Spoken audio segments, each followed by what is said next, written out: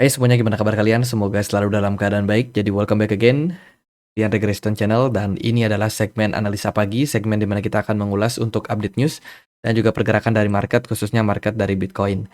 Teman-teman, overall kondisi dari market ya masih merah. Mayoritas masih merah untuk altcoin, di mana banyak altcoin yang kemarin mendapatkan tekanan jual sampai 50% dari volume perdagangannya, sehingga menyebabkan harga beberapa ada yang drop sampai puluhan persen.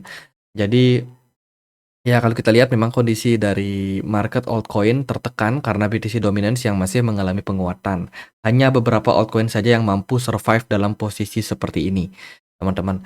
Tapi hari ini akan ada sentimen yang sangat penting ya. Kurang dari 24 jam ke depan, itu akan ada keputusan dari Federal Reserve atau The Fed terkait dengan suku bunga, dan juga akan ada economic projection yang akan disampaikan pukul 2 dini hari besok, hari Kamis, tanggal 19 Desember 2024. Dini hari akan ada FOMC Economic Projection, kemudian interest rate decision yang bakalan membuat market bergejolak kembali. Teman-teman, ini adalah event paling penting untuk bulan Desember ini.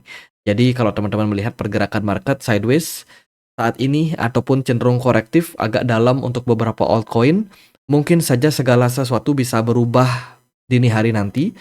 Andai kata kalau statement dari The Fed sendiri terkait dengan inflasi, suku bunga, ketenaga kerjaan, atau juga tingkat pengangguran positif. Kemudian juga kalau terkait dengan policy mereka atau kebijakan mereka, outlook mereka untuk 2025 juga cenderung optimis, bisa saja akan memberikan impact yang tidak terduga untuk pasar gitu. Jadi dini hari nanti intinya sangat-sangat penting untuk kita bersama-sama melihat seperti apa kondisi dari market, teman-teman. Jadi untuk saat ini saya sendiri nggak terlalu bisa banyak komen untuk market ya, karena memang market cenderung masih korektif. Ya, mereka udah antisipasi The Fed kira-kira akan melakukan apa di pertemuan dini hari nanti sejak perdagangan di hari Sabtu. Jadi udah 5 hari market seperti ini ya. Jadi wajar banget kalau teman-teman melihat, wah ini marketnya boring. Ya, karena ya memang faktor tersebut segitu pentingnya The Fed, teman-teman. Sehingga market harus wait and see, bahkan kurang dari seminggu sebelum hari H gitu. Jadi ya sangat-sangat penting lah. Kemudian dari Fear and Greed Index, posisinya masih extreme greed untuk Bitcoin especially, karena BTC dominance juga mengalami tren kenaikan ya. Kemudian dari Alt Season, saat ini Alt Season udah jauh turun dari indikatornya. Jadi teman-teman, ketika kita masuk ke fase Alt Season, itu adalah fase buat jual ya, bukan fase buat beli. Jadi let's say kalau ada kenaikan nih ke posisi 75 ke atas, itu udah jual, waktunya buat jual. Gitu. Selebihnya kalau kita berada dalam Bitcoin season di fase bawah, itu adalah fase untuk akumulasi. Tapi so far saat ini kita bukan di Alt Season, bukan juga di BTC season. Ya, kita berada dalam posisi yang di tengah-tengah. Jadi ibaratnya dominasi altcoin nggak terlalu kuat, dominasi Bitcoin ya dalam jangka pendek agak sedikit menguat. Gitu. Oke, kita akan bahas dulu dari beberapa data berita di perdagangan hari ini.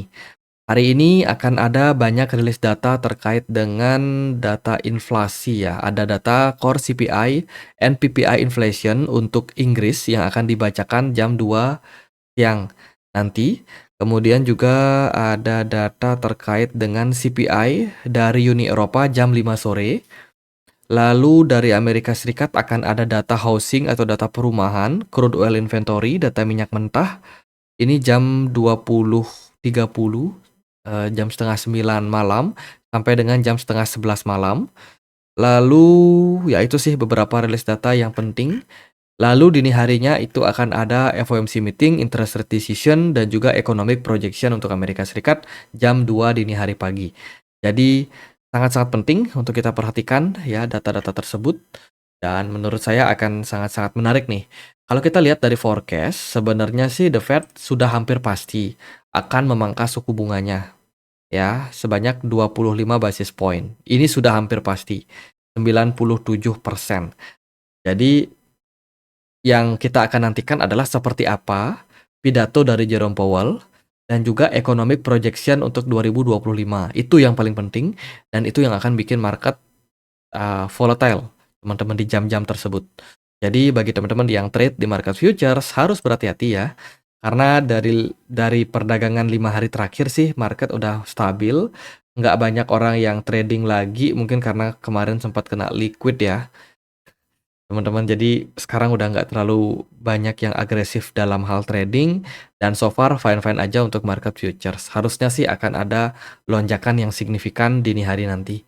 Entah itu bakalan pump atau mungkin market bisa crash koreksi.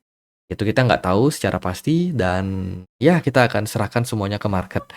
Teman-teman, aku mau informasikan dulu ya bagi teman-teman yang suka live streaming, nonton live streaming di Get.io saat ini ada event airdrop buat live streaming. Akan ada token PP yang akan dibagikan.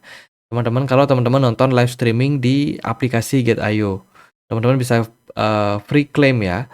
Teman-teman caranya tinggal masuk ke live room, kemudian tap logo angpau. Kemudian teman-teman akan bisa claim hadiahnya. Gitu. Jadi kalau teman-teman masuk ke menu Get.io di exchange kalian di web ya, masuk ke menu momen, di sini ada live streaming. Tinggal nonton salah satu live streamingnya. Nonton beberapa menit nanti akan muncul gambar angpau. Jangan lupa diklik. Itu nanti akan langsung menjadi airdrop buat kalian. Tokennya berupa PP yang akan masuk langsung ke wallet spot kalian. Seperti itu. Kemudian yang juga sudah sempat nih dapat token Sen ya, mungkin ada ikut airdrop. Jangan lupa untuk depositkan juga di Get.io akan ada bonus token M-Sen. Ini token yang di-pack ya dengan token Sen. Ada sekitar 10.000 token Sen M-Sen yang akan dibagikan sebagai bonus. Campaign ini akan berakhir di tanggal 19 Desember besok. Gitu. Jadi buat yang tertarik, linknya di kolom deskripsi. Kita lihat gimana kondisi dari market ETF. ETF spot Ethereum kemarin tidak terlalu banyak mendapatkan inflow. Justru Bitcoin spot ETF yang justru mendapatkan banyak inflow untuk perdagangan kemarin. Ditunjang juga dengan BTC dominance yang menguat. Berarti kita mendapatkan kesimpulan nih, market sedang berfokus untuk naikin Bitcoin. Ya, sementara Ethereum kemarin justru malah terkoreksi ya, meskipun sempat menyentuh 4.000 US dollar. Kita lihat dulu dari beberapa berita. Kemarin ada Michael Egorov ya, ini adalah founder dari Curve Finance. Kemarin melakukan buyback atau melakukan deposit ya, membeli Curve Finance yang memang sudah sempat drop 7,8% dalam 24 jam terakhir. Dia beli dengan nominal 1,2 juta US dollar ya. Jadi dia pakai duit 1,2 juta US dollar, mendapatkan average price di kisaran 1,114 dolar. Ini untuk CRV ya, Curve Finance. Jadi foundernya beli buyback, berarti dia yakin sama fundamental dari projectnya. Kemudian ada Mt. Gox, kemarin diam-diam melakukan transfer ya sekitar 172,5 US dollar berupa Bitcoin. Ada transfer ke sebuah wallet pribadi ya dari Mt. Gox. Sepertinya distribusi masih sedang berlangsung. Kemudian market spot demand takes the lead as Bitcoin continue is upward momentum. Jadi kita melihat dari kondisi saat ini Bitcoin derivative exchange flow mengalami penurunan yang berarti adalah market udah mulai hati-hati, udah mulai kayak waspada dengan kondisi seperti sekarang. Apalagi kemarin ada ya ini ya likuidasi yang dilakukan teman-teman yang bikin seminggu terakhir itu market sempat mengalami kayak flash dump ya, flash dump and flash pump itu membuat banyak yang kena liquid seperti itu. Dan kalau kita lihat dari kondisinya saat ini menunjukkan orang-orang lebih banyak berfokus di market spot. Nah, ini bagus. Kalau banyak orang yang fokus di market spot, otomatis naikin Bitcoin-nya lebih mudah, teman-teman, karena ada banyak yang bisa diajak gotong royong ya. Kalau semuanya main di futures, siapa yang mau naikin market spot, teman-teman? Karena ya market realnya kan, market asetnya kan tetap aja di market spot. Seperti itu. Makanya butuh untuk dihajar dulu tuh pemain-pemain derivatif. Itu. Bitcoin Spot Exchange itu mengalami tren kenaikan yang berarti adalah banyak saat ini investor yang memang masih stay di market spot, which is ini bagus untuk movement ke depannya untuk pasar. Gitu. yaitu beberapa data menunjukkan tren positif untuk market. Kemudian United States, ETF AUM dari Bitcoin itu sudah flip punyanya gold ya. Gold sudah lebih dulu, itu ada 20 tahun sebelumnya, dan sekarang secara market cap, produk dari Bitcoin ETF sudah flip, sudah menyalip ya ETF dari gold. Ini merupakan sebuah pencapaian yang sangat luar biasa dari produk Bitcoin ETF. Itu. Kemudian juga ada salah satu anggota parlemen di Uni Eropa berpidato yang mana dia menyerukan untuk menggunakan Bitcoin sebagai cadangan strategis.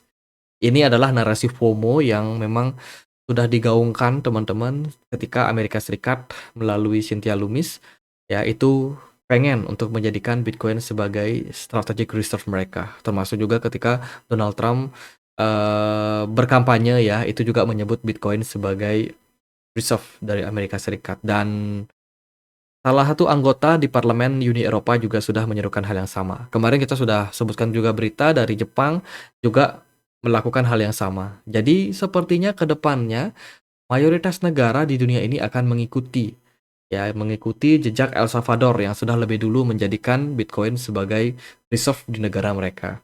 Jadi ini berita bagus untuk Bitcoin. Kemudian Eric Bakulnas ya, seorang analis dari Bloomberg, itu kemarin mengatakan bahwa akan ada opportunity di 2025, potensi lebih banyak altcoin ETF yang akan bermunculan. Ya, seperti rumor-rumor sebelumnya ada XRP ETF, kemudian Solana ETF, Kabar ETF, dan kedepannya akan nambah lagi. Ada SUI atau apa, ya kita nggak tahu apa yang akan mendapatkan approval ke depannya. Seperti itu. Tapi yang saat ini sudah masuk ke antrean adalah Solana ETF, XRP, kemudian Litecoin, Kabar. Itu beberapa nama yang paling ramai terdengar. Beberapa produk ETF akan muncul. Kemudian ada Padgi ya, sebuah meme token, Padgi Penguins atau Pengu. Itu down kemarin 50% ya karena hasil taking profit. Fana juga di launchpad-nya launchpad-nya Binance itu juga koreksi ya kemarin. Jadi teman-teman udah waktunya nih banyak altcoin, koin-koin kecil, market cap kecil yang memang sudah sempat naik tinggi, udah waktunya koreksi. Itu adalah hal yang sangat-sangat wajar. Kemudian ada Kyungju, di Twitternya dia nge-tweet nih, MicroStrategy akan hanya bangkrut kalau ada asteroid yang jatuh ke bumi. Jadi kalau ada meteor ya yang jatuh ke bumi membuat kiamat, nah itu baru MicroStrategy bisa bangkrut. Karena kalau kita melihat dari kondisinya saat ini, Bitcoin milik MicroStrategy itu sudah mencapai 2% dari supply total yang ada. Luar biasa banget besarnya. Jadi ya salah satu perusahaan yang paling bervaluasi saat ini karena dia punya reserve berupa Bitcoin. BTC Dominance kondisinya di perdagangan kemarin mengalami kenaikan. Ada pergerakan smart money di time frame 4 jam, tapi di time frame daily nggak terlalu signifikan. Saya rasa kejutan yang akan ada pada market, kemungkinan ya skenario pertama adalah BTC Dominance drop, teman-teman, karena memang sudah ada retracement yang sudah terjadi pada BTC Dominance sejak beberapa hari terakhir. Tapi BTC Dominance masih ada kemungkinan nih untuk rally at least ke kisaran Fibonacci 61,8. Itu ada di kisaran level 3144. Andai kata kalau BTC Dominance-nya naik di perdagangan nanti malam, itu akan menekan banyak altcoin kembali. Turun koreksi ke beberapa level yang cukup menarik. Seperti itu. Tapi andai kata kalau BTC Dominance-nya ternyata turun, ya kan dia breakdown dari falling wedge yang terbentuk belakangan ini, ya itu bisa menjadi sebuah sentimen bagus untuk altcoin yang memang sudah menanti-nantikan kenaikan, teman-teman. Ethereum sementara masih dalam posisi crucial resistance di kisaran 4000, jadi belum positif. Kemudian beberapa altcoin itu justru sedang berada di support ya, teman-teman, kayak BNB. Kemudian Litecoin ini ada sedikit di atas support. Lalu ada XRP so far masih bagus, masih strong secara movement. Lalu ada Solana kemarin agak sedikit rebound. Teman-teman, jadi bisa dibilang beberapa altcoin sentimennya masih cenderung bagus sih. Jadi untuk saat ini kalau dari saya sih melihat ya akan ada kemungkinan market naik ya, teman-teman. Harapannya seperti itu, tapi itu kembali lagi sih sama statement dari Jerome Powell dini hari nanti. Beberapa altcoin dengan market cap middle kayak Koti, Matic, Manta, kemudian juga ada Ethena, udah mulai menunjukkan tahap koreksi yang lumayan signifikan dalam, teman-teman. Jadi, ya hati-hatilah buat teman-teman yang mungkin masih trade di market ya, against meskipun kita optimis market bisa rally, tapi jangan terlalu agresif juga. Better kita masuk ketika memang sudah ada pernyataan resmi dari Jerome Powell seperti apa terkait dengan economic projection mereka, outlook ekonomi mereka untuk 2025 nanti. Itu. Kalau dari saya sih tetap pakai apa namanya analisa di weekly time frame dan juga daily ya, yang mana itu melihat kondisi market secara umum aja. Di weekly time frame kemarin kita closingnya positif untuk Bitcoin. Jadi dari saya sendiri belum ada apa ya outlook untuk bearish sih untuk sementara ini untuk Bitcoin ya. Jadi saya melihat ini masih bakalan positif. Cuman yang menjadi kendala adalah BTC dominance yang masih menguat kemarin gitu. Jadi kendalanya BTC dominance saja sih sebenarnya. Ya, sementara altcoin ya yang memang masih tahap koreksi, sabar-sabar aja, teman-teman. Ini ujian kesabaran ya, ujian kesabaran dan moga-moga sih nanti bisa mendapatkan positif movement lagi untuk altcoin. Oke, itu di weekly good untuk Bitcoin, and then di time frame daily sebenarnya sih dari RSI menunjukkan indikasi pelemahan. Banyak yang mewanti-wanti ini adalah potensial bearish divergence. Saya setuju bearish divergence terbentuk, tapi dari tren itu masih uptrend untuk Bitcoin. Sehingga sometimes divergence seperti ini mungkin akan sedikit lagging. Ya, jadi RSI masih bakalan turun, tapi pergerakan Bitcoin mungkin masih bisa rally sedikit lagi ya, naik ke resistance, dan mungkin baru kita menemukan akan ada koreksi. Seperti itu. Jadi itu kondisinya memang market sekarang agak gimana-gimana, teman-teman. Jadi agak sulit untuk kita prediksikan kemana harga akan berlabuh ya. Jadi daripada banyak spekulasi, mending lihat aja gimana market dini hari nanti, teman-teman. Dan setelah itu baru kita mungkin bisa analisa ya seperti apa outlook dari Bitcoin ke depannya. Sementara sih jangka pendek kayaknya market akan wait and see banget di hari ini. Jadi jangan terlalu banyak trade terutama di market futures sebab akan ada volatilitas yang terjadi pada market terutama menjelang rilis data malam hari dan juga dini hari nanti.